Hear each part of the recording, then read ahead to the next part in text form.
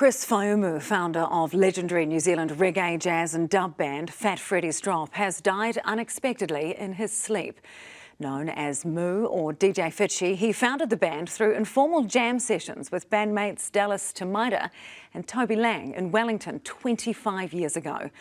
Since then, Fat Freddy's Drop has played more than 1,000 gigs, sold over 500,000 albums and collected a global loyal fan base who like to call themselves Fredheads. I spoke earlier to Moo's longtime friend Zen Yates-Phil about the loss Moo's family, friends and bandmates are processing. Oh, look, I think it's, given the timing and the shock of everything, I think everyone's holding up really well. As anyone could be in this situation, there's a lot of gathering of the village, so to speak. There's a lot of aroha surrounding Moo and his family, Nicole and Mia. But, it's still a lot of people sort of walking around a little bit dazed, I think.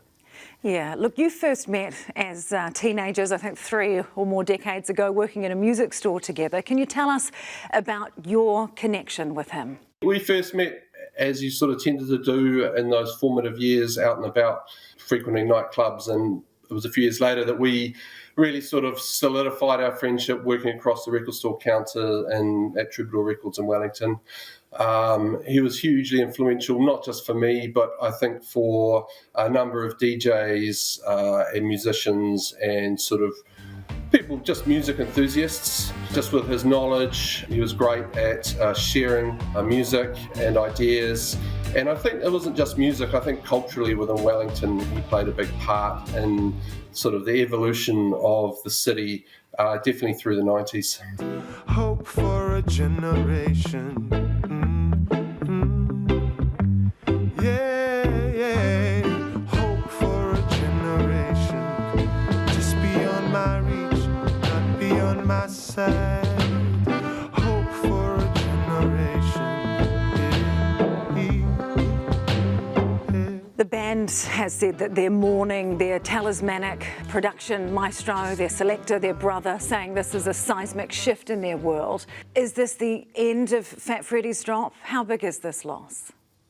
Oh, look, the loss is huge for the band, but also for obviously his family and his friends and the wider community, both here in Wellington, Aotearoa, and also worldwide. The impact that he had on the music scene should not be underestimated. He was a real navigator and beacon at the time that New Zealand music was entering into sort of uncharted waters. And I think he was a leading light in that. As far as the band goes, look, it's way too early to say or speculate. They are still really just coming together and thinking about that.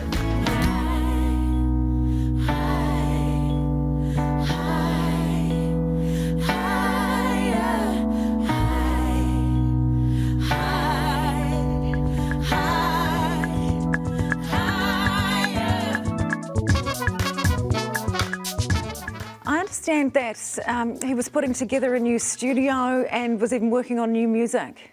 Yes, that's right. They were just shifted back into the centre of town and was putting together building a new studio in town. And I think he was enthusiastic. I think this is the thing with Moo, is that he had so much more music in him. He had so much more to give in that creative sense. And I think he was really looking forward to it. Yeah, it is such a huge loss. Zen, thank you so much for your time today, your insight into this much-loved musician. Again, my deepest condolences to you, to his family, his friends, his fans, and his loved ones. Tēnā koe. Thank you, Sam. Yeah, Fat Freddy's Drop, the sound of the New Zealand summer, isn't it? I think a lot of people will go home, be home tonight, maybe having a listen to their Fat Freddy's Drop records.